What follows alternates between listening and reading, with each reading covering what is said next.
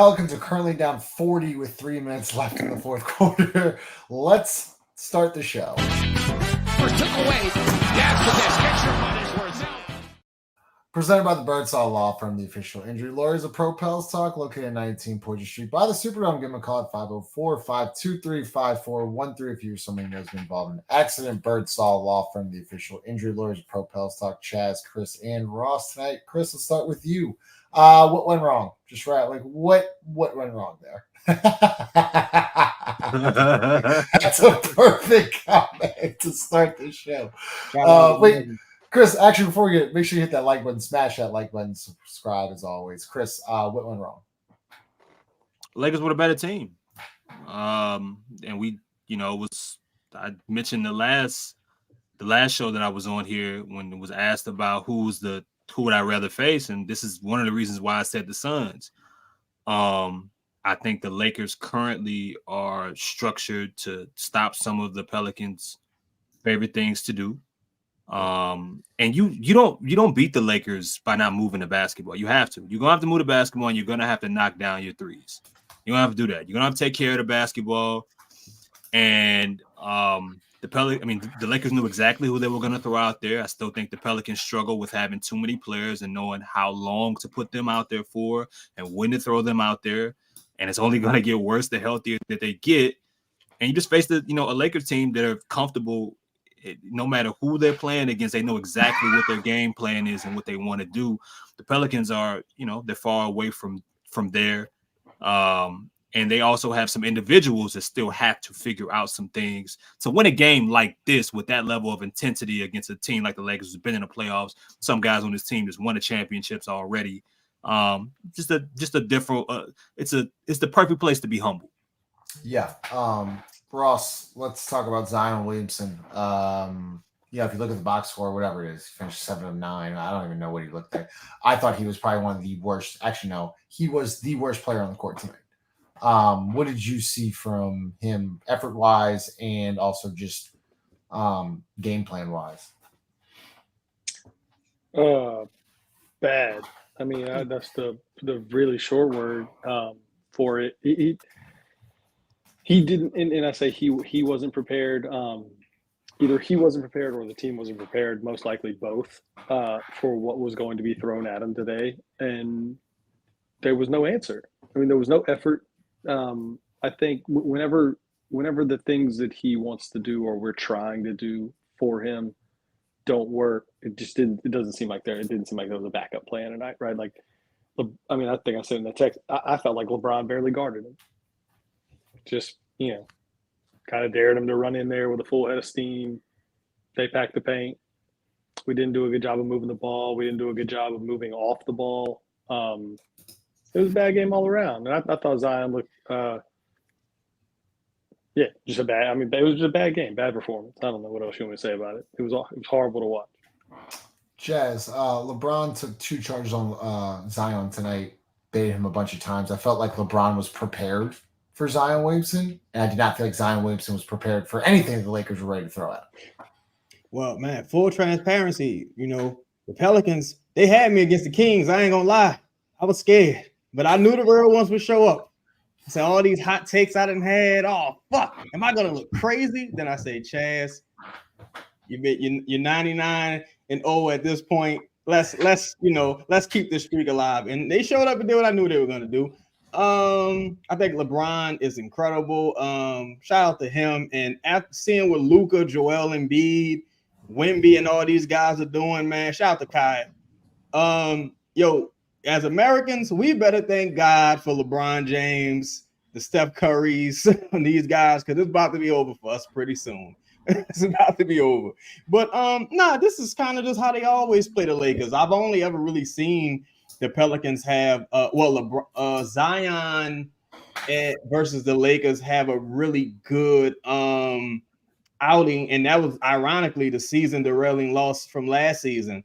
I think Zion was really good in that game, but that game didn't have a LeBron. I think LeBron is a masterful defender when he's totally locked in. You give these guys, time off. I think the Pelicans' biggest issue, and it's been happening consistently throughout the season, but especially tonight, when their routine is disrupted, I think you see a totally different team. When the Pelicans have like 2-3 days off, or like something weird happens with the schedule, you see a totally different team that shows up. And I think you saw that again tonight. One last thing. I don't want to cast any aspersions or say any, but what I saw in that pregame press conference to me was concerning. I think organizationally it's a bad look.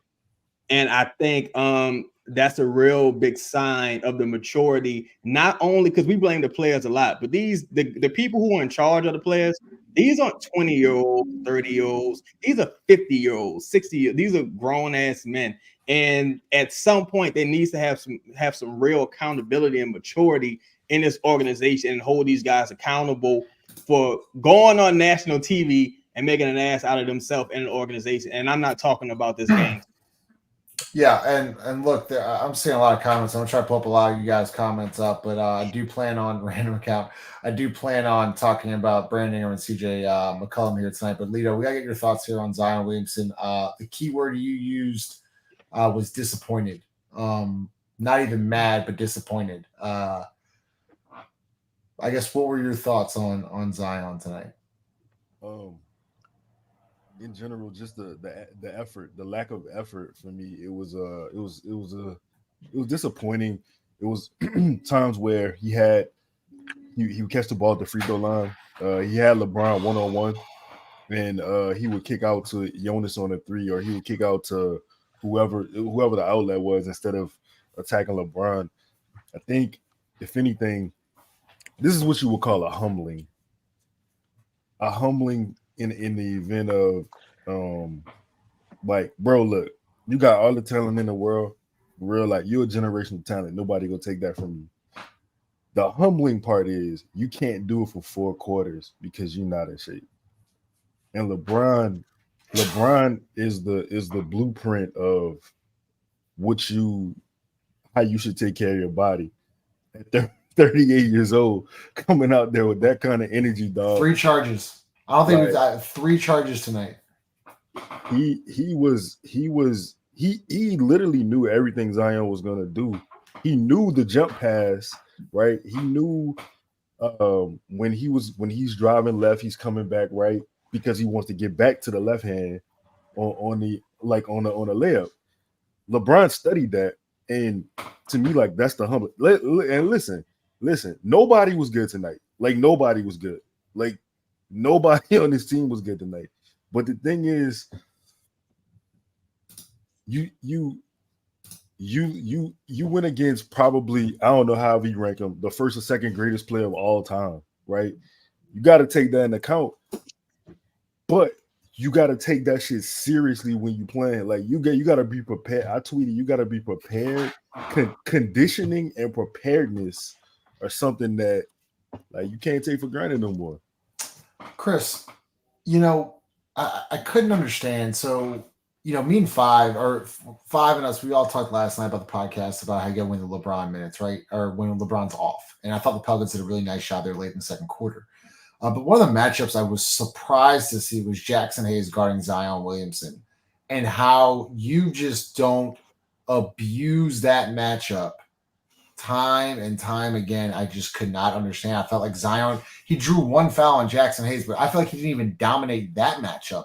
And so, like, what do you think the problem is there? Like, why is he not, I guess, why is he not inserting himself into, like we talk about, like, we only get 1 or 2 field goal attempts the first quarter. It's this person's fault. It's that person's fault. As Lito says, like, nah, fuck that, dude. Like, if you want to, like, impact the game, like, you got to demand the basketball. I'm not seeing that from him. I don't know if you're seeing something different, but I'm not seeing that. Well, I mean, traditionally, wingspan and height gives Zion issues. And teams, I mean, even I know we make fun of Jackson Hayes, but if he's nothing else, he is wingspan and height, right? And athleticism. And I mean, he also played with him for 4 years, so it's not like he's, immune to Zion's tendencies. And I mean, look, it wasn't just turning it into a Jax versus Zion kind of thing is I think it's tough. Like we'd have to watch the film, but I think the Lakers as a whole defended Zion well. Even when Zion attacked Jackson, the help was coming strong or weak side, forcing him to make passes for missed threes. So what do you want him to do? I would have liked him to be more aggressive and try to but that goes back to him not being 100% in shape. He's not himself right now. So maybe some of the plays that he would have made last year against Rudy Gobert, he's not able to make him right now. I don't.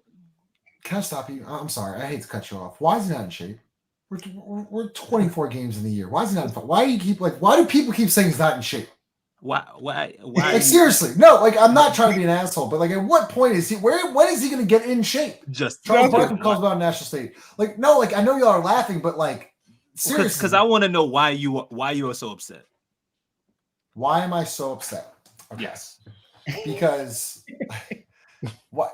Okay, well, because I wanted them to win this game too, but I want to know why. Sure. I want to know why you you're lost so by upset. 40 on a national, not even national, worldwide stage, most likely. With the hose watch. Everybody was watching tonight. Literally, You had Charles Barkley, the whole TNT crew. Like, I want to see Zion tonight. Like, I really want to see him take that next step. I didn't see shit. Okay, all right. Well, we can talk about Brett. CJ once again struggling in a very big time playoff atmosphere game. I'm not calling it a playoff game. Right. I'm just saying. Like, But they just I'm more frustrated. Chris, I guess I'm just more frustrated. I'm more frustrated. I'm more frustrated because it's the Lakers. The Kings is like such an easy. Like, I get it. The Kings. We like own the Kings. Say that then. It's the Lakers that drives me insane. Do we own the Kings? Because the Kings beat the hell out of the Pelicans last season. They went to Sacramento. They went to Sacramento and they handled business. I mean, I think like here's the problem I have. Game to game, like it's too much. Like things fluctuate too often in regards to thoughts, feelings, and emotions. Last game we don't want to see this particular individual. Now this game, I'm doing a halftime show. And everybody wants Dyson Daniels in the game, but the game before that, everybody wanted Najee Marshall in the game, and they're happy about this person. CJ played great that game. Halftime show, people saying CJ need to come off the bench. Game to game. Now you're upset that they got embarrassed by a championship contender, but they just went and beat a really good Sacramento, or who you guys tell me, a really good Sacramento team in Sacramento who wanted the game just as bad as the Pelicans did. They got their ass beat, bro. I mean, it is what it happens. But you couldn't think. Do you think the Pelicans right now, as constructed or like as they are as a group, are ready to compete for a championship? No, and that's my problem, because it's year 5. This is year 1. I'd be like, okay, cool, like great. This is year 5, Chris. Go ahead. Can I add this real quick? Yeah. Because I really don't get it. I mean, I guess I get it because it is year 5, but Zion was out of shape a week ago. Right. Nothing has changed. Right. He hasn't played in 10 months. He's gonna be into the new year before you see in shape Zion.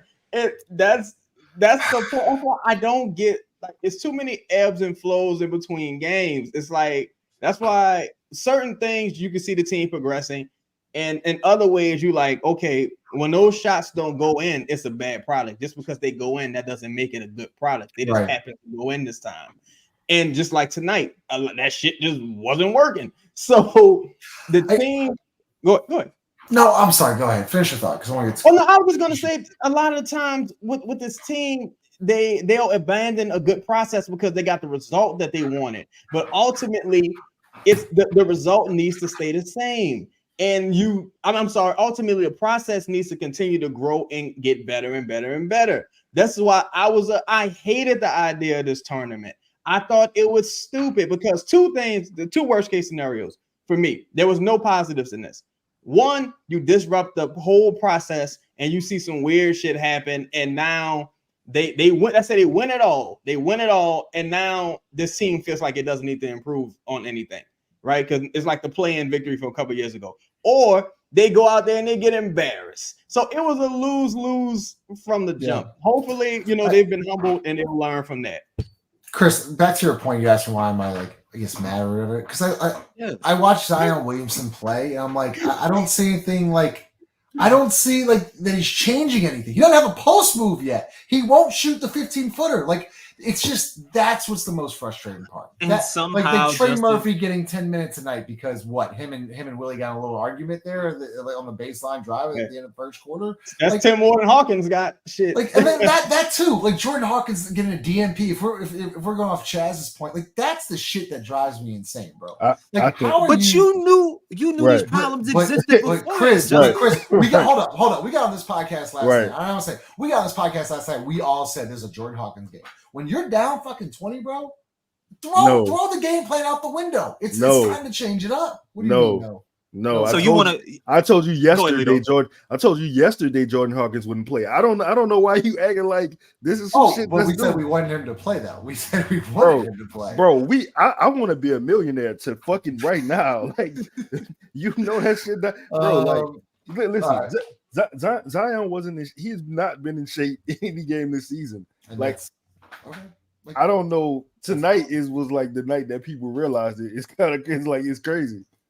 Ross, let's hit the next segment of the show. Hey, a lot of people in here, smash the like button, please. Smash that. Yeah, there you go. The like button. There you go.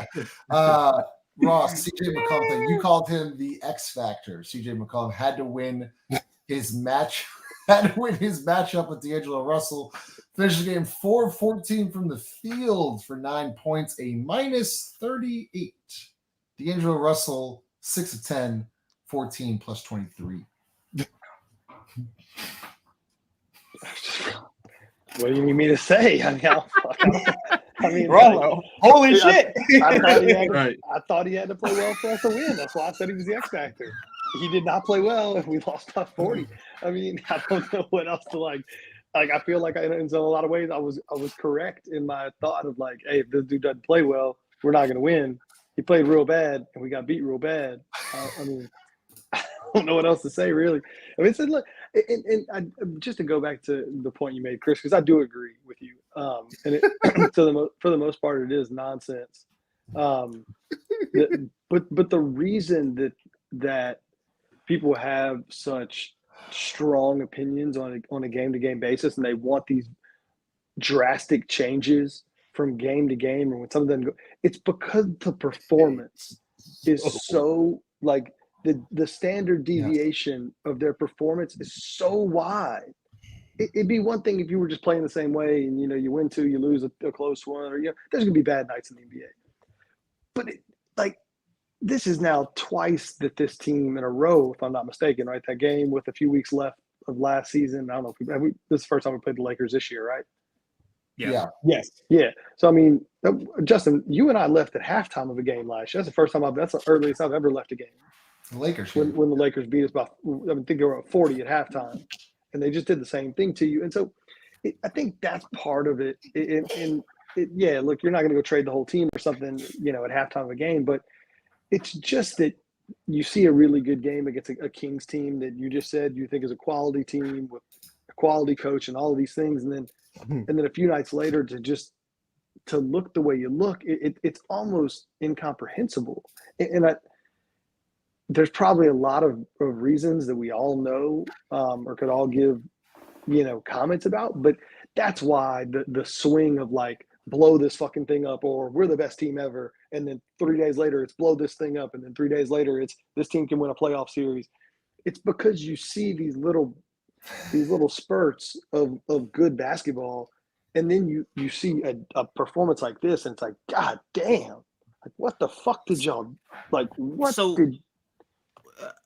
And Ross, that leads to my biggest issue, I think, with this group right now, is that they have too many players. And I've been saying this for a while. I told like 5 doesn't agree with me, but I feel like they have too many players that they have to choose from, and they don't have a coaching staff that has a lot of time together, and depending on who you ask, some don't think that it's that great of a coaching staff to have to manage that amount of talents, that some are similar and some aren't. And then all of them aren't even available yet. And I think that's the issue. When do you come out and put in Jose? When do you put in Najee Marshall? When do you put in Jordan Hawkins? When's the right time to put Dyson Daniels in? And if anybody's played basketball, you know that it's about chemistry, bro. It's about time played. It's about being familiar with the next person, you know, that you're around. It's about chemistry. Sure, certain guys should be ready when their number is called, but there's 3 to 4 guys that don't know when their number is going to be called, and that makes it difficult for everybody, including your star players, that you need them to have trust in these people that are out here. Certain guys come in, change the game, you don't see them again. Like that's to me, because and the reason that they are as deep, or that we're talking about them having so many players, is because you can't trust the top level guys staying healthy. That's the reason why it exists. But at some point, you got to pick a side, because now you're at a situation where you feel like you can be a playoff team. But now people are upset at this juncture because they want them to compete past that. Well, they're not, bro. Good teams don't have 12 players that they're choosing from. Really good teams don't have 11 players. All right, I throw this guy out here today and this guy out here today. Look at the Warriors. Look at the Warriors, for example. They have a lot of guys that they can throw out all at once. Fans are upset because Kuminga isn't playing one game, the next game he is, and you fighting with Portland at the end of games. They need to trim the fat one way or another. Get rid of certain guys to where 9 or 10 players, 8 or 9 players. That's gonna be your dudes, and that's it. Do we want to talk about who those 2 players are? Hey, go for it, Ross. Wait. Look at Cheddar Jordan out here. Hold on. I gotta get this comment up here. I like Ken Quantas or King Quantas. KB, perfect. He's always here. I appreciate your support, but I want to talk about the Nuggets thing real quick. The Nuggets made the playoffs. The Nuggets won games in the playoffs leading up to these years. This is my problem here, is that the Pelicans haven't done anything. Yes, they won a playing game, as Chaz always alludes to. Paul George was gone against the Clippers. Kawhi was out. They limp in, or they get in. They lose 6 to the Suns. Devin Booker was hurt. Since then, they haven't really done anything. Like I thought last year was not a success at all. And I think this year, it's like when are you going to see that like jump? That's my biggest thing, Chris. I go back to your original question. Like, I think that's why I'm so frustrated, because one, we haven't seen this team fully healthy. So now they're fully healthy, but yet now we can go back to this other excuse of, well, they need time on the court, or they need this, or they need that. Oh, Trey Murphy's coming back. And it's like, dude, it's just always like an excuse. And that's where I'm at, Chris. That's why I'm upset. Did this game, like in grand scheme of things, is it really going to matter? No. But to not show up on a worldwide stage with everybody watching, you were the only game tonight, or at this time tonight, and you lay down, I cannot fathom it. I cannot. It's not acceptable. It's not. It's fucking not acceptable. Can I answer the Nuggets question? Yes. The Nuggets question. The Nuggets have 2 players that are basically like intertwined with each other. They don't do the same things. They don't occupy the same space. They can play a game within a game with each other. Brandon and Zion, you're still staggering minutes with them because you haven't quite figured out how to use both of them. Also, I mean, if we go keep it a buck, like Jokic is better than anybody on this team, and Jamal Murray is like, I mean, he's a high level scoring guard, and he has the gravity of shooting threes, which we still suffering with. And I agree with Chris's point too. Like, you do have too many guys. You got too many guys, and you almost have too many of the same guy. It's a lot of parity. And you got to figure that shit out. You know what I'm saying? Because we always have the Dyson and Herb conversation, right? And it's like, you know what I'm saying? Like Herb is now showing offensive variance to some degree. I mean, Dyson still is not. I don't know what the fuck Dyson is, but generational defensive player. But like he not gonna be able to stay on the floor with the lack of confidence that he's playing with on the offensive end. I had my cousin Jigga. He's in and out of prison, in and out of the can, and every time Jay come home, he like, I'm doing things different now, man. I'm not cursing no more. I done gave my life to the higher power. Always say this, right? And my uncle always say, give him a couple weeks. And then he right back to the person who always gets sent to the can. That's this team. Again, I think the issue, and I always ask this, there's no clear goals with this team. And clear goal, there's never really a time where the team. Oh, my bad. I think I cut out. But yeah, I was saying there's no clear goal with the team. And by there being no clear goal with the team, organizationally, there's a bunch of things that they're just taking shots in the blind. Look, man, Zion and Brandon, they're going to win a couple games, but truthfully, you got to break up this duo so you could put forth some real expectations on one of those guys to rise to the occasion. If someone like Shaq, for example, I see Shaq going in on Zion. It's really ironic, but a person like Shaq is the perfect person to talk crazy about Zion because he set that example as far as a person who, I'm gonna come into the season and play myself into shape because I'm so gifted. But at the same time, Kobe hated Shaq. Chris points this out a lot, the comparisons with these two teams. Kobe hated Shaq because Shaq knew that he had Kobe. He knew that if I can fuck around for 30 games in the season because this dude, he gonna carry us. Zion don't have a Kobe.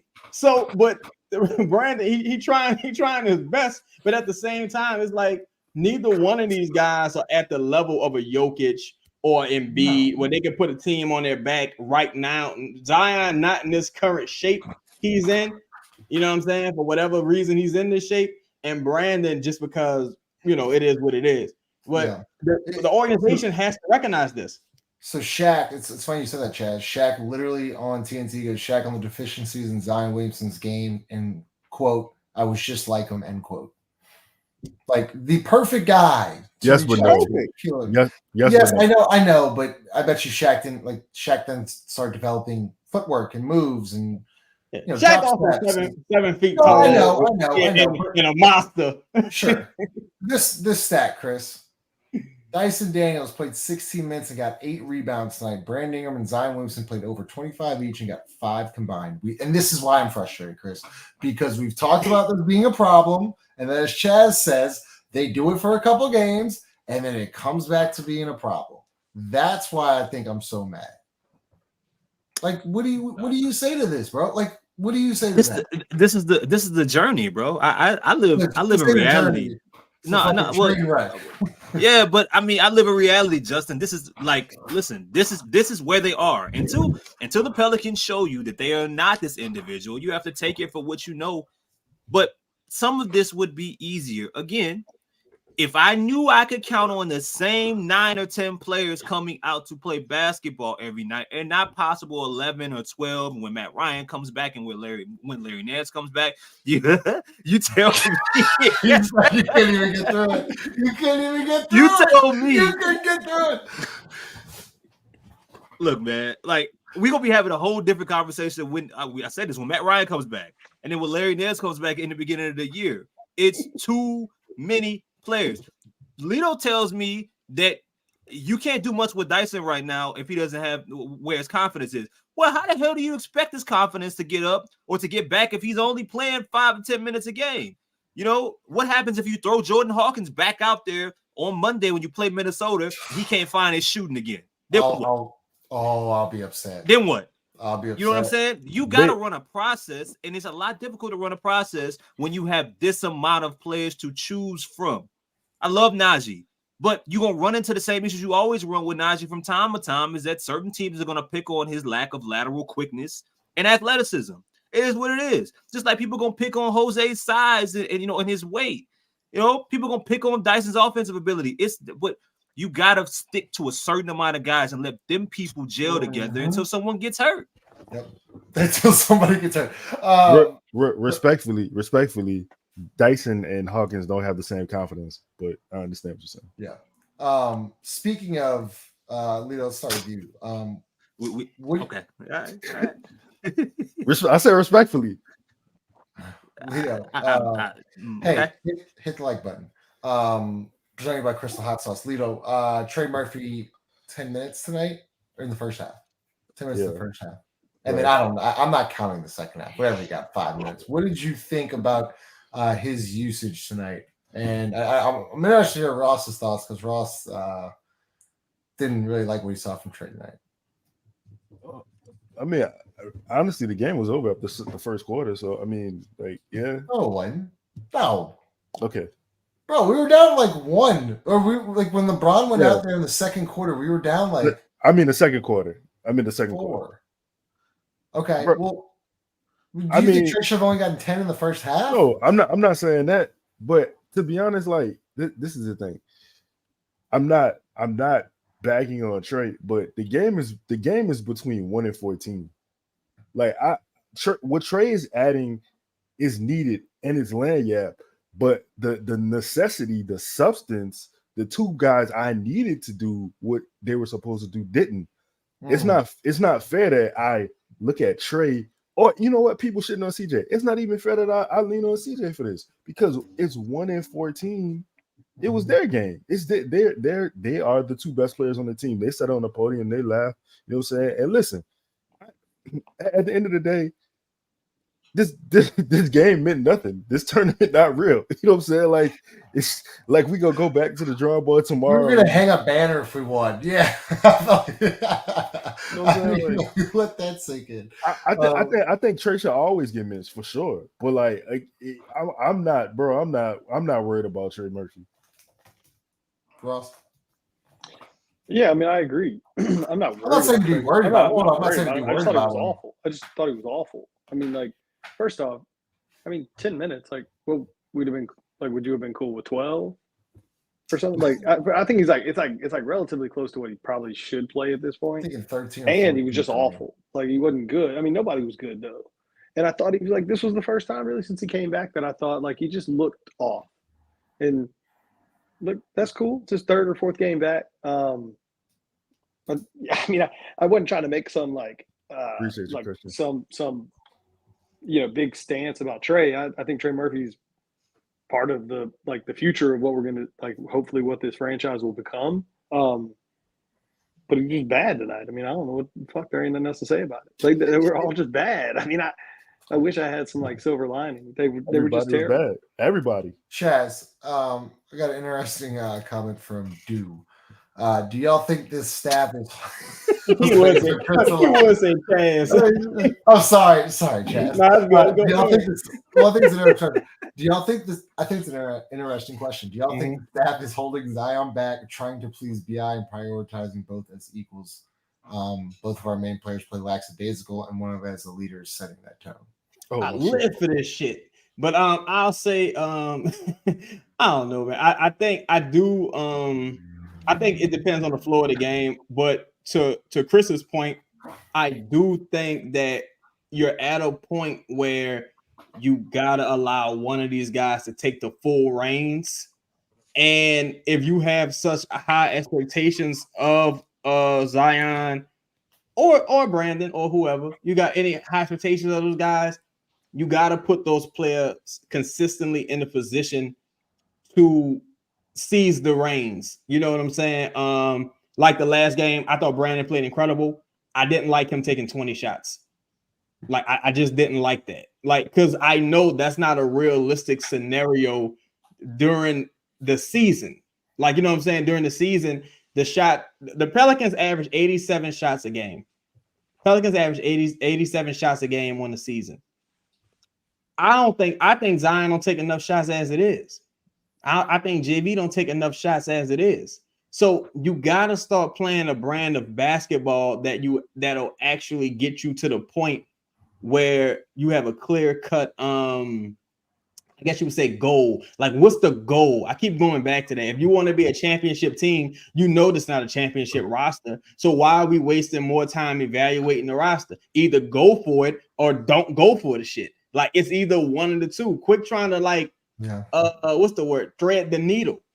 Because let's say the Pelicans have a solid season. Shout out to my dog Ramos, man, always showing love. Let's say the Pelicans have a solid season and end up a first round elimination. So a lot of people, that's going to be disappointing. But the Pelicans, the organization is going to say, well, we feel like we got the data and the information that we needed. And now we're confident moving forward with this group. It's like, no, motherfucker, you should have had it. Or what? Everybody else had it. You like, look, dog, when you listen to these national pundits, everybody say the same thing. Everybody say the same thing. It's like, oh, Trey Murphy looks incredible. He's going to be good in the future. Oh, if Zion is healthy, Zion's the X factor. He was my X factor for tonight's game. So when you know all this shit is based upon this guy right here, then you know the surrounding parts aren't really that great. So that means you need to build a team that you're confident with moving forward, or you just should abandon it and start over. It's no shame in it. Gail ain't firing nobody. Gail probably don't even know the names of the teams. Gail don't know these motherfuckers. Gail ain't firing nobody. And Mickey, Mickey ain't getting rid of nobody. So all you gotta do is lean into a direction. If you're gonna go with the youth movement, you got Hawkins, you got Dyson to a lesser degree, you got Trey Murphy, you got a lot of sound like Obama. You got healthcare. You got you got all these young talented guys. Lean into that and pick one of them. Pick Brandon or pick Zion. To me, Zion's cheaper. He's younger, and I think he's a better player. That's who I would pick, and just move on. Fair, Chris. Justin, can I answer that question? Yeah. What, I feel like respectfully, I feel like Zion's physical fitness is holding him back. Yeah. That's really it. Oh, I mean, yeah, that's. When I think about this is what's frustrating for me about the Zion things. You hear the Shaq stuff, and it's like he's just not that. Like that's not who he is, and you try to place him with other players. And I've always gone back offensively to this Giannis thing. A game like tonight, okay. Giannis, who I think plays similar to Zion in a lot of ways, is not taking no for an answer. Ever. He will pick up 6 fouls, putting his fucking head down and getting to the rim relentlessly. Does not matter who is in there, period. It doesn't matter. To see Zion passively get the ball at the elbow today, no one within 4 steps of him, and just here, let's just hot potato this thing somewhere else because I don't like what that's not a superstar for me. Like that's not a guy that I feel comfortable saying, you know what, we got to just go all in on that right now. And maybe that's just where he is right now. But fuck, man, it's the 5th year and you're still not in shape and all this other stuff.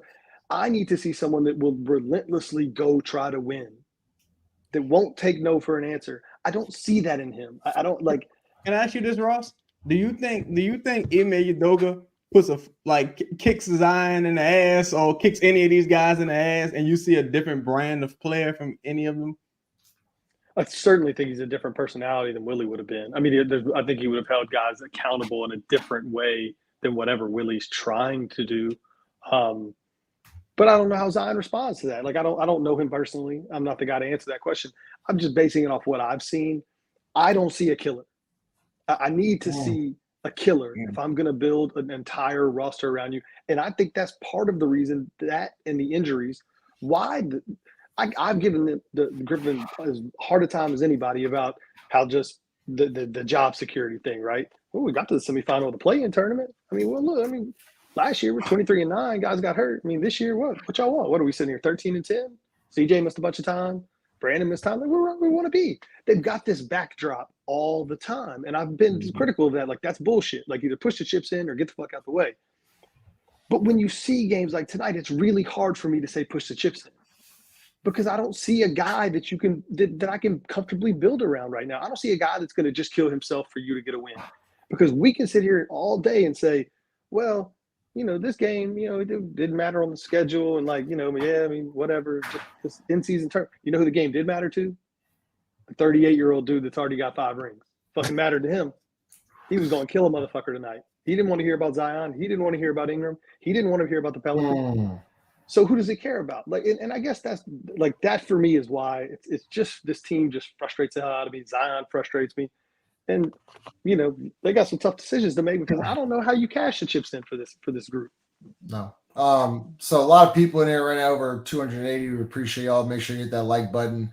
Let's talk, Chris. A lot of comments here. Is that a pause moment or no, Chaz? Or is that a comment? Sick of those two losing bastards. I don't know how you. Chris, and look, guys, we're gonna kind of leave the next 20 minutes up to y'all. So ask any questions y'all want in the chat. We'll try to bring them up. So this is from Izzo. Chris, Hawk got the most made threes as a rookie. Now he gets no PT. Wow.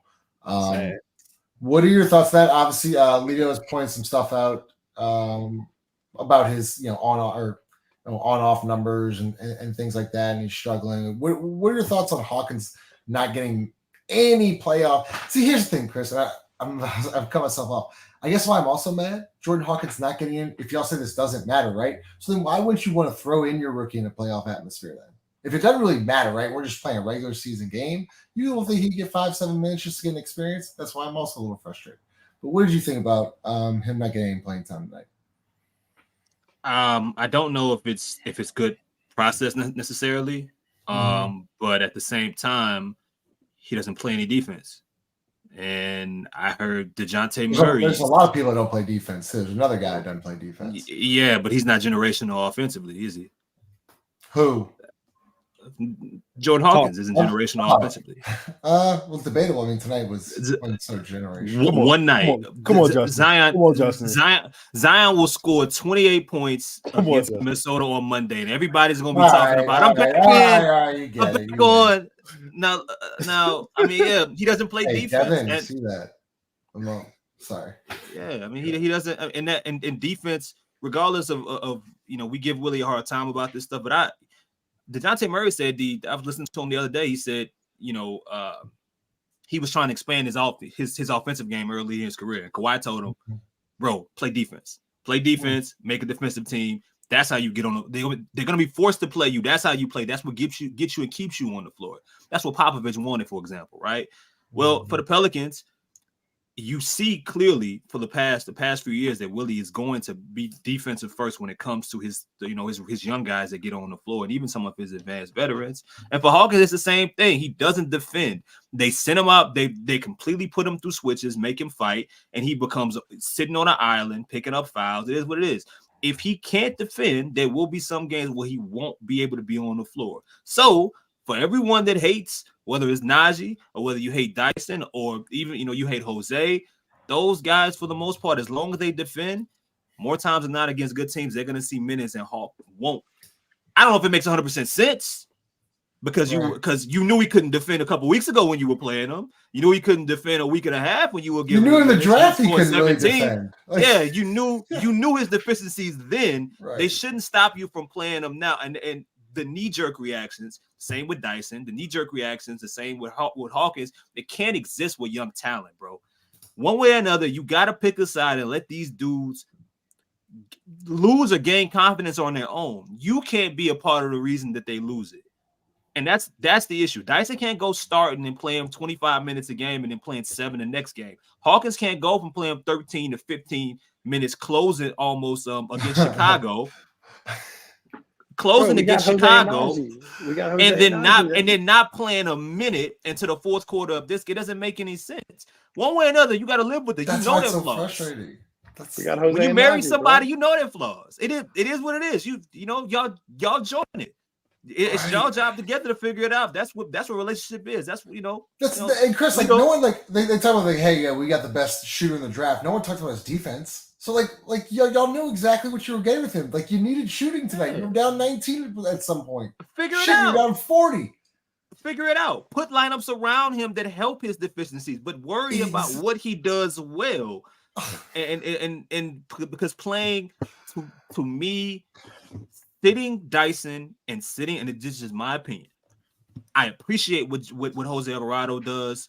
I appreciate what Najee Marshall does. But to me, as a business, as a talent, as a look, observing this team talent-wise, is hustling backwards, giving Jose and Najee early minutes off the bench and having Dyson, your last 2 first-round picks, suffer from night to night. That doesn't make any sense to me. It doesn't. Najee was first off the bench tonight, wasn't he? Najee and Trey. Right. And that's no disrespect to them as players. Like it just doesn't make sense to me observing the team or like from a business perspective. Your 2 first-round guys should not suffer when one does something elite defensively and another one is one of the best shooters and has been one of the best rookies in the overall class without being able to play defense. That's how good he's been. If I may double down on what Chris is saying, I wholeheartedly agree. Every time I talk to you, I'm gonna leave y'all with a story. I had an uncle, and my uncle he had a restraining order, and he just kept getting in trouble for this restraining order. I'm like, why you keep doing this? Why are you doing this? And he's like, I want to see my son. And one day my other uncle said, you don't give a fuck about no kids. You want to see that girl. See, that's my thing with Willie. That's my thing with Willie Green, right? That's my thing with Willie Green. I think if Willie and I think it extends to some of the players. If Willie can't win how he wants to win with the players he wants to win with, it's almost like he'd rather not fucking win. This is an offense first team. This is not going to be. This team doesn't shoot, and you know why it has to be an offense first team? Because the defense isn't good enough. You already don't shoot enough threes. You look at the top teams in the league. Even when you look at Orlando Magic, they don't shoot a ton of threes. They got an incredible defensive rating, and they get to the free throw. They like number 1 in the league as far as getting to the free throw line. This team has too many issues with mat problems to go for your favorite players. Like, we knew this though. We knew this a couple years ago. You ask this man, why is Garrett Temple still playing, brother? I don't know. Like this. Why is Devontae still starting there, brother? I wish I could tell you. He's like, motherfucker, you in charge. You the person who could tell me. Well, let's get to this. Let's get to this point then, Lito. Corey, Herb's not getting benched for Trey. Do you think at some point Trey's gonna have to start this season? Like, for instance, for a game like tonight, right? Like, that's a good question, Corey. Because like That's a good question. Herb's an all-world defender, right? But offensively, he wasn't that great tonight. And the Lakers just dared him to shoot and played off him, played off Zion. I feel like me and Chris did a show about this exact thing. But fuck Chris. But I feel like it which Stu, this guy here, man. Yeah, I mean, okay, listen, start Trey. And again, and if you feel like you need more offense, start Trey. In the crunch time minutes, it don't matter necessarily who starts who. It matters about who ends the game, right? So if you want to start Trey, I have no problem with that. Like I now the being in BI's way part. Talk about it, Justin. How you feel about that? What's the question again? I'll have the comment. What's the question? Corey asked, should Trey start?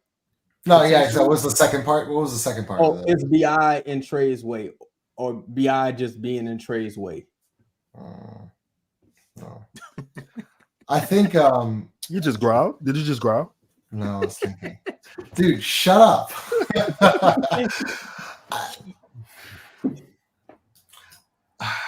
Why does anyone want to answer the question? But what about Jose Najee? I know Trey's got to start. No. I know Trey's got to start. Trey's got to start. But like, I don't want to overreact to one bad game from Herb Jones. No, it's not one bad game. I didn't even think Herb was that bad. I don't think Herb had a bad game. Wait, what's the question? I ain't even talking about Herb. What are y'all talking about? I thought you said Trey over Herb. He asked you specifically, is Trey and Brandon's way? You heard the man. No, it's Brandon and Trey. It's Brandon and Trey's way. You heard the man. You heard the man. Chaz. Oh, Chaz. This motherfucker can't read now. Now he can't read. He went full Sammy Sosa. Like, crazy.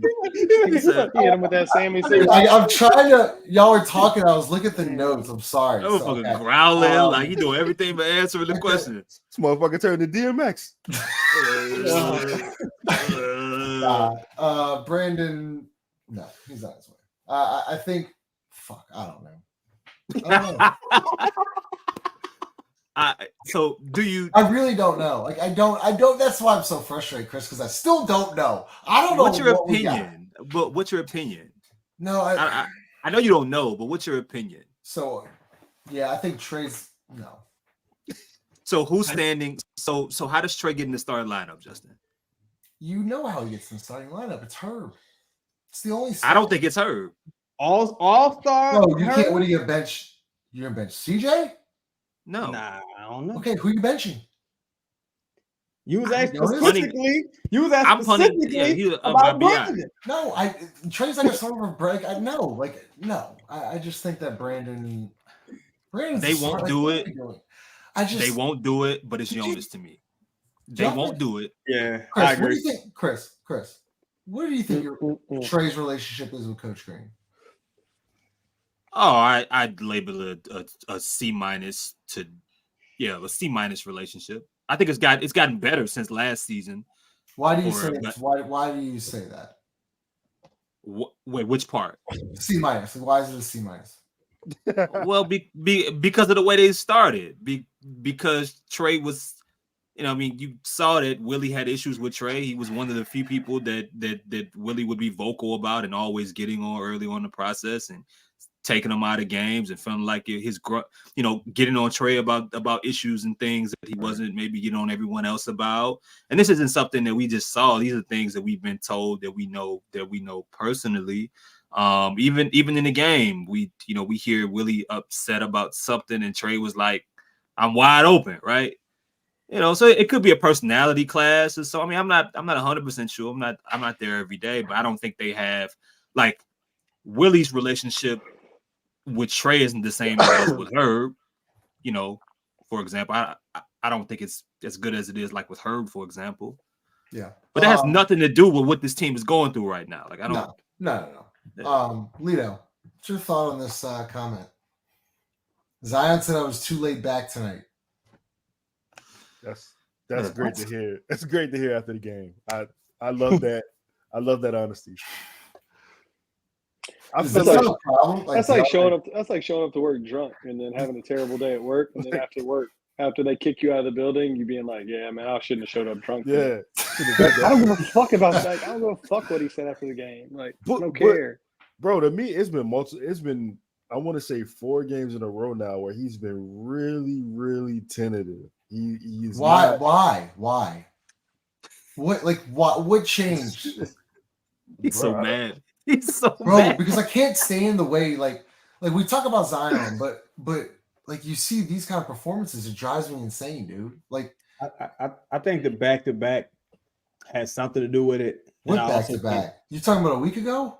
Yeah, I think that was I think I saw that reflected in the Kings game. But I also say I think again, this team not having a clear-cut hierarchy or identity plays a huge factor into that. When you only get, I think he got 8 shots last game.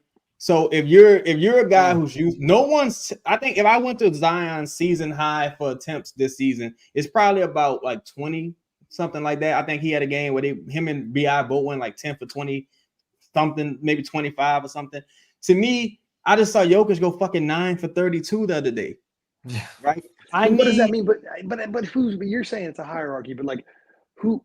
So if Zion takes 25 shots, you think they're pulling him out? If Zion, if the first quarter today, Zion just is recklessly driving into the paint, trying to get to the rim, doing the things that he's good at, and he takes 10 shots in the first quarter, you think they're benching him? No. Go ahead. No, I was just saying, I think that when you get to the point where you accept that this dude's deferring, or you just make it like acceptable that he can go a whole quarter without taking the attempt, you're not telling him like Chris Paul will tell David West, work this motherfucker, work him, dunk that shit. Like you're not, and that's why I think you need a totally different voice on the sidelines. You need a person who knows how to handle high talent players, I feel like. And with Zion, a dude like that, he can't be comfortable falling into the crowd or saying I was laid back, because personally, I don't know if I think he was laid back. I think he was something else. Personally, I think a couple of these motherfuckers on this team was something else. I don't think it was no laid back, but that's just me. Chris, what are your thoughts on those comments? On him being laid back? Yeah. So where are you? No, because I don't. Again, like it doesn't surprise me. It doesn't surprise me. His professionalism has been questioned a lot of times over his time as being a Pelican, right, or being just a league. His dedication to some of the other elements, or whether it be preparation or things, that's the real wild card of it. You know what I'm saying? Like, Chuck called Zion a wild card for example, but that's the wild card, and it's always been with Zion. How serious is he going to take the other elements of playing the game? You know what I'm saying? And so hearing that he was laid back, no. If he tells me why, like him saying that doesn't bother me. If it lasts for 5 or 6, 7 games, I'm gonna have an issue with it. But I want to see action, bro. Like I want to see this applied for game after game. I want to see a stretch where he takes like the words are empty promises at this point from all of them. Yeah. It just is what it is. Whatever is said, cool, fine. If that's accountability, if you hold yourself accountable, whatever you guys are called that, apply that to a stretch run, so you're not winning one game or winning 2 games against superior talent, then losing back to back against Utah, and then winning this game, losing to Chicago, winning against Sacramento, then losing by 50 against the Lakers. Like the only way you get consistency and the only way this team is going to be anything is if they go in with the same mentality night in and night out, no matter who they're playing.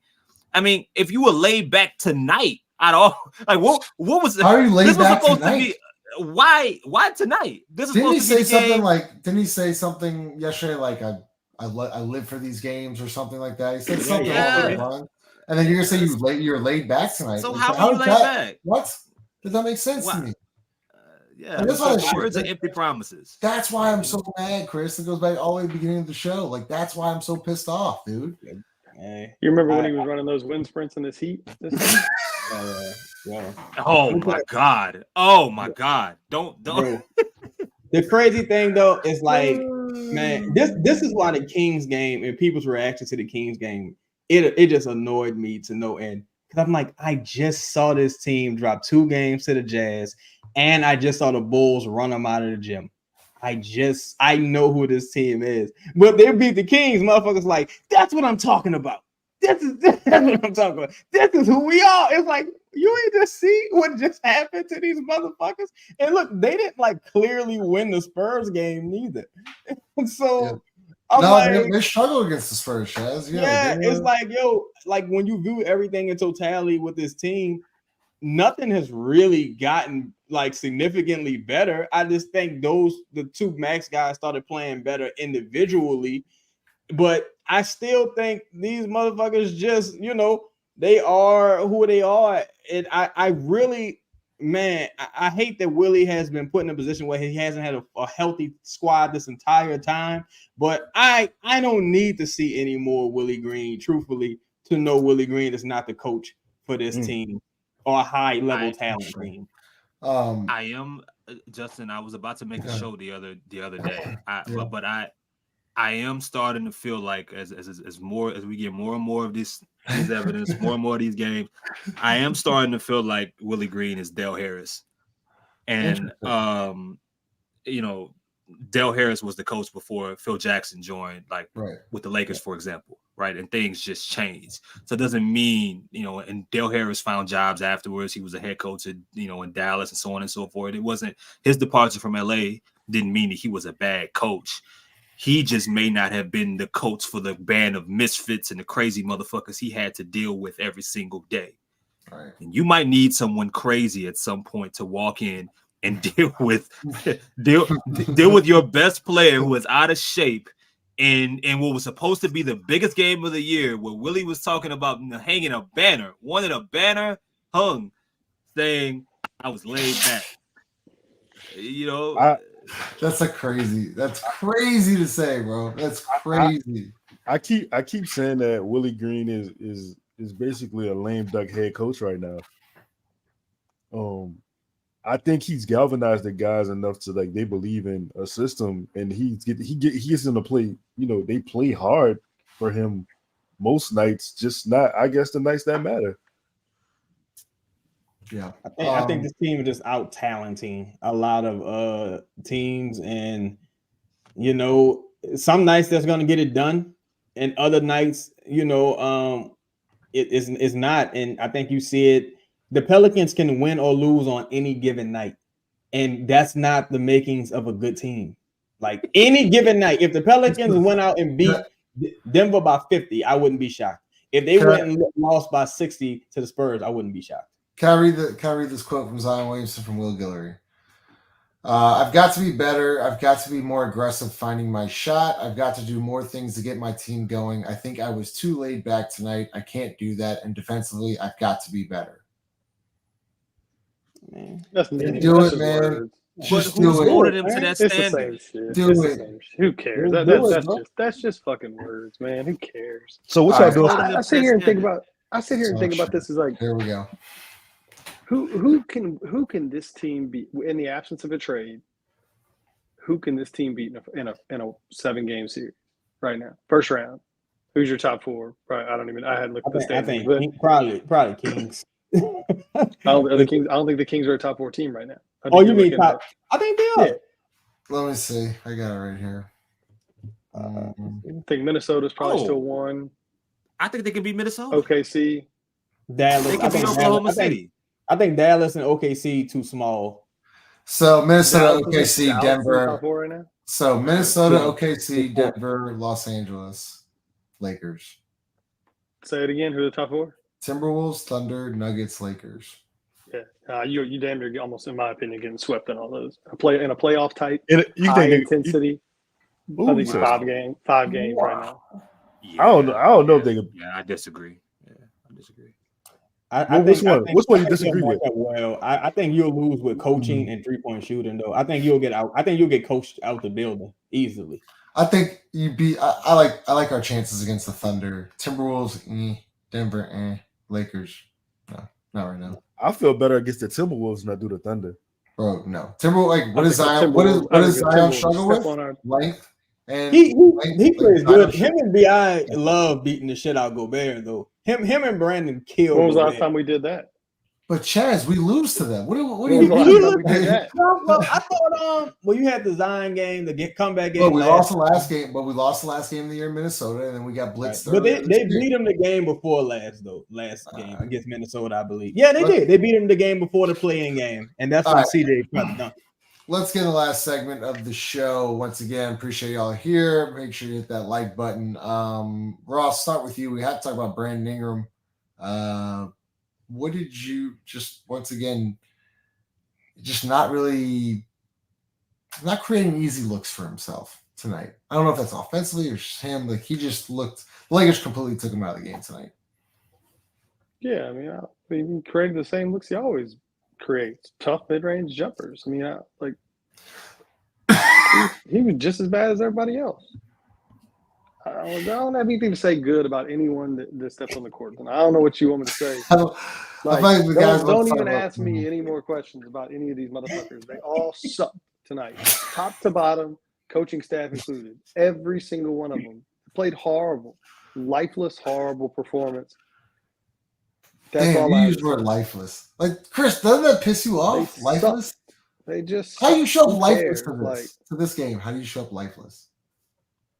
That's why I think you've asked me why I'm I not don't so want to mad. cut Chris off. Part of it was like, I don't know that they necessarily showed up lifeless. They got beaten into a lifeless state very early on. Like, You got beat into a coma? yeah, like it was. I don't know that they like. I think Zion showed up lifeless, kind of. But I mean, even he had a little spurt there in the first quarter where he had like a put whatever. I think they just very quickly got beat into a like.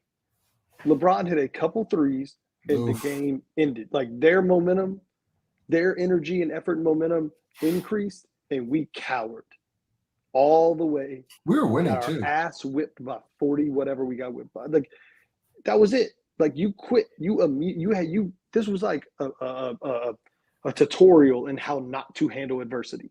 Like you just got a lesson learned on. This was a team that was not ready to handle any adversity tonight. They were not ready to, like, I know we always give Willie a hard time about the you just got to fight thing. This was not a team that was prepared with a backup plan This was not a team that was prepared to fight. This was not a team that was prepared for adversity tonight. What the fuck did you think was going to happen? Like that. So yeah, I don't need to talk about BI. Like I don't need to talk about any of them. Hey Justin. Yeah. I said a couple yesterday. We were potting. Said the Pelicans had to do certain things. They had to play with pace. I said you weren't going to out rebound this team, but you had to be able to shoot more threes in them. None of that happened. And I said if you had double digit turnovers tonight, you were dead. How many we have? 12. Where do we go from the free throw line? 14 to 20. 14 from 14 to 20? Yeah. How many free throws the Lakers get? 29. Did we already talk about how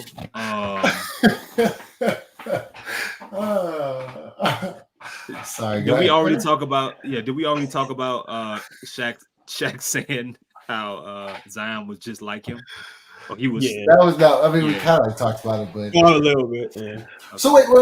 This is an interesting point. So then, why, if you were Zion, right? Why wouldn't you reach out to these guys? Pride, ego. What do you mean though? Pride and ego. Yeah. That's why. I mean, you're in year 5. when you gonna do it? Like A lot. Justin, he doesn't answer his own teammates' phone calls. You think he's gonna call some fucking old head? Some of it is, probably again pride, ego, loyalty, as far as like to the people who got you there. Without saying, throwing nobody on the bus, loyal, not wanting to overstep or kind of throw out the people who got you to this point.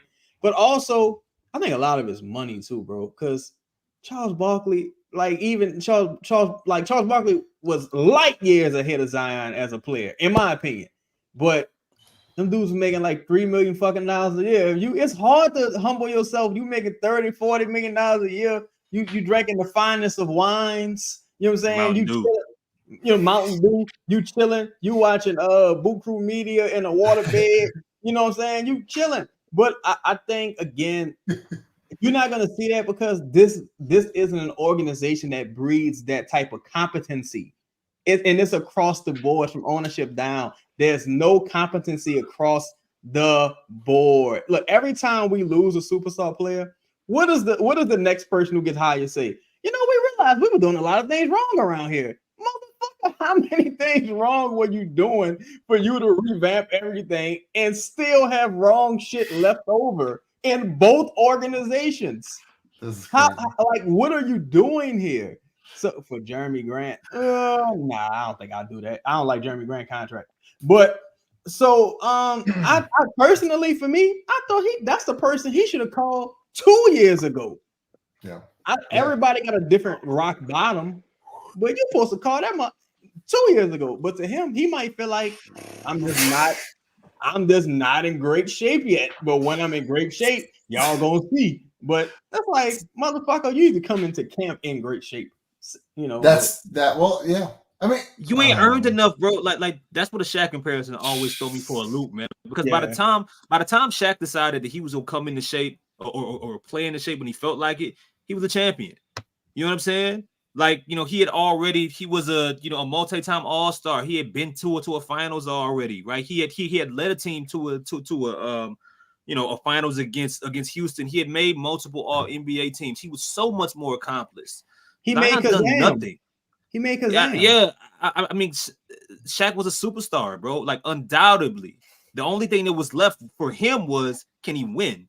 Zion has way too many more questions to ever be walking around like he can play himself into a certain shape, but he doesn't have to take that element of this shit seriously. Man, look, I'm looking at this. He took 8 shots in the Lakers game and 8 shots in the Sacramento game. He took 8 shots tonight.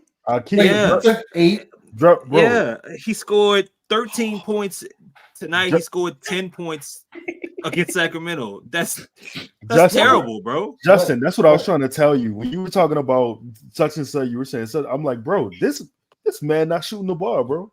Hey, do y'all remember we did a podcast like a couple months ago? I said I think Zion would struggle in the playoffs, and y'all all like crushed me. This is exactly why. Bro, we Because ain't get defense to the is game playoffs. plan. But I'm saying this is a playoff type game, and what I'm saying is that Justin, teams, it wasn't, bro. no, It was Chaz, not. they prepare. Hold up, guys. They prepared like is what I'm trying to tell you. They played a 7-8 man rotation. There was So playoff expectation. the Sacramento game where he still took 8 shots. That was a playoff game too. The Kings prepared for it. Yes, everything's like really studied game plan. Like yes. The only reason I say that is because last game, the last time we played the Lakers, it was we need this game. We were playing for seeding at that point. The Pelicans were down 40 points during that game, during the season. I just think it's a terrible matchup. And I also think the Pelicans kind of shitty.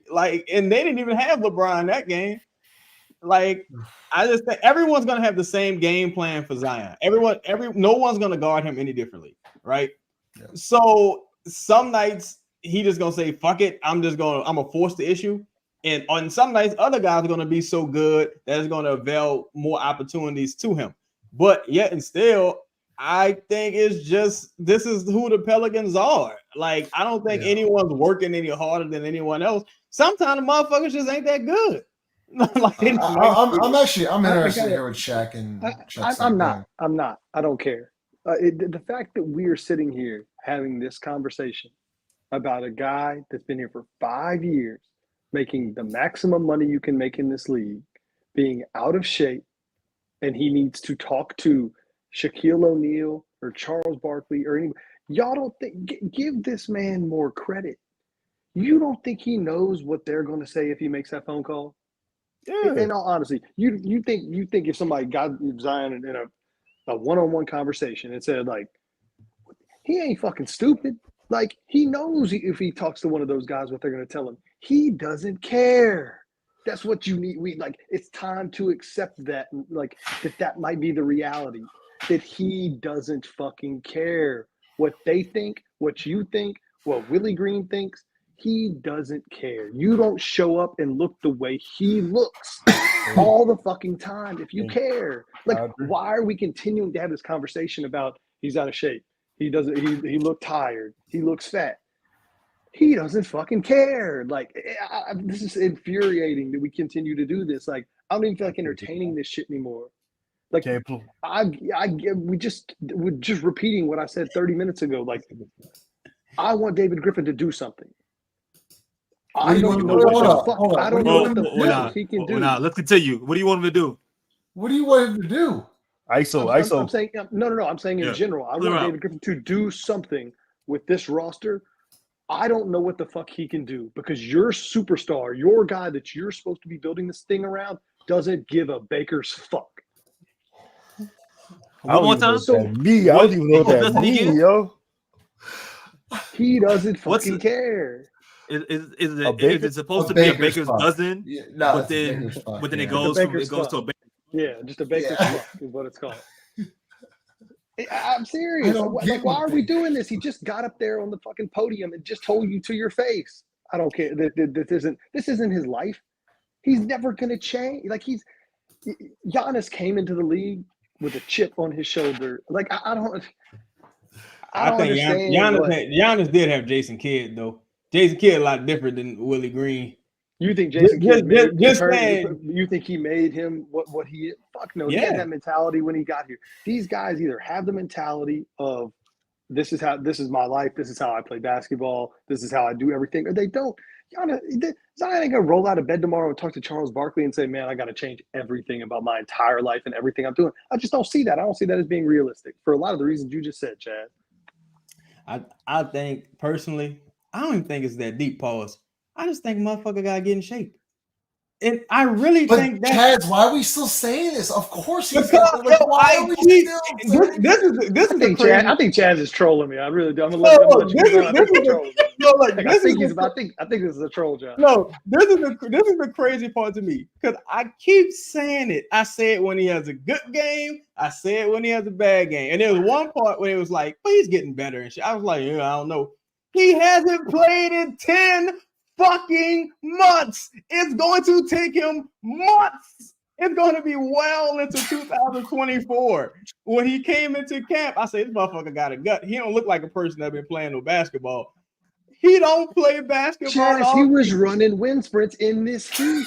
You know all what, summer. though? That's what they So here's the told thing. us. If I don't see it on film, it didn't happen. With this team, if I didn't see it, it didn't. Matter of fact, if I didn't see it with my own eyes, I was there, and the motherfucker said, "Hey, I'm Zion." It didn't happen. That's why I'm kind of just like, I feel like they lost a regular season game. I'm more disappointed that they lost to the Bulls and the Jazz than this game, personally. And this motherfucker ain't played basketball in 10 months. We saying the same thing we were saying like 8 weeks ago. Like, man, at the OKC game, like, Zion, he scored some points, but he got to get in better shape. Yeah, because he ain't playing in 10 months. It all go back to the same shit. He got to come in camp in better shape. It all go back to the same shit. Can't play with him, can't coach with him. Hey, look, Justin, check this out. The comments are unbelievable. one on one with LeBron at the elbow, multiple possessions, and you ain't attack that shit. That wasn't playoff basketball to me. That was a motherfucker who just didn't want to do it. Okay. That's your opinion. I have a different. I'm saying. I love that. Okay. Like, I'm with you on that, but I think that, okay, caught on the elbow, but like whenever we brought up the basketball, like LeBron just saying, like, I got actually. You don't have a counter for that. This is what I'm about to get at. That's so why wouldn't you just run? So if LeBron's sinking, right? Just take Zion, you dribble handoff to either Brandon, CJ, Jordan Hawkins, Trey Murphy, any shooter. And you just come off clean because LeBron's all the way down. So now you have shooters running off Zion. They did it one time tonight. Trey Murphy missed the three. I just don't understand how they can't make that quick of an adjustment. Instead, you stick them in the corner. What is that called? Trey was in the corner? No, Zion was in the corner. They went back to doing that? Chaz, Jonas Valanciunas had 3 corner 3 attempts tonight. 3. How many 3-pointers did he actually attempt? The scheme was just he shot 4. The scheme was just awful, and like I just felt like you could have just ran CJ or Brandon off a Zion screen and just get open shot after open shot after open shot, and they just never did that. Bro, we talked about this yesterday. You have to get AD out the paint. First of all, we were texting about this. Zion should have been the one picking. You know what I'm saying? Like it would have been a rub. You'd have created the space for that. And I don't know, man. It's a lot of people who are complicit, but I'm honestly like with Ross. I don't think he can. Can I ask y'all something? y'all think these guys? I'm talking about everybody on the roster. Y'all think that Willie Green's a good coach? You think they believe in Willie Green and want Willie Green here? But I never really heard them talk about Willie Green at all. No, I think he's liked. I think he's well. No, I don't. I mean, I like I like ice cream. I ain't gonna go get it every fucking day. I don't want to live in an ice cream factory. So, do you think they want Willie Green as their head coach? Do you think they believe in Willie Green and his messaging? I do. Yeah, I heard. I never. He doesn't have any problems. I do. I just think. No, I'm just saying that I think it's not that they don't want to play for him. It's just right now his rotations are still like up and down. I don't understand them. And Chaz, you pointed this out to me, like the timeout taking is really, it's not good. He did it again tonight. LeBron goes on like the 9-0 run. Instead of calling a timeout after that 3-pointer, the third 3-pointer hits, like we get another couple other possessions. Just call a timeout. We didn't call a timeout. He had a layup. It's 11-0 run. He had I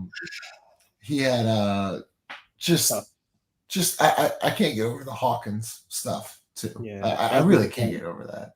That's disappointing. Not surprising, but disappointing. Yeah. All right. Well, I'll do that. So appreciate y'all coming here. Hour and 20. Appreciate everybody. Make sure that like button's here from DraftKings Sportsbook. In the NBA, the game can change in an instant, but no matter how the action unfolds, you know DraftKings Sportsbook has your back. This week, new customers can score $150 instantly in bonus bets just for betting $5 on basketball. Win or lose, you get an instant dub. Download the DraftKings Sportsbook app now and use code BOOT. New customers can get $150 instantly in bonus bets for betting just $5 on basketball. Only on DraftKings Sportsbook with code BOOT. The crown is yours. Gambling problem? Call 1-800-GAMBLER. Must be 21 or older in most eligible states, but age varies by jurisdiction. See DraftKings.com/sportsbook for details and state-specific responsible gambling resources. Eligibility and deposit restrictions apply. Bonus bets expire 168 hours after issuance. Terms at sportsbook.draftkings.com/basketball terms. That's the Appreciate y'all, longest Lito. read Go of all ahead. time. It's the longest read of all time. But just like Chaz, man, my uncle used to say something, man. The man who sleeps on the floor can't fall out the bed. Thank y'all for coming out. God bless you. Good night.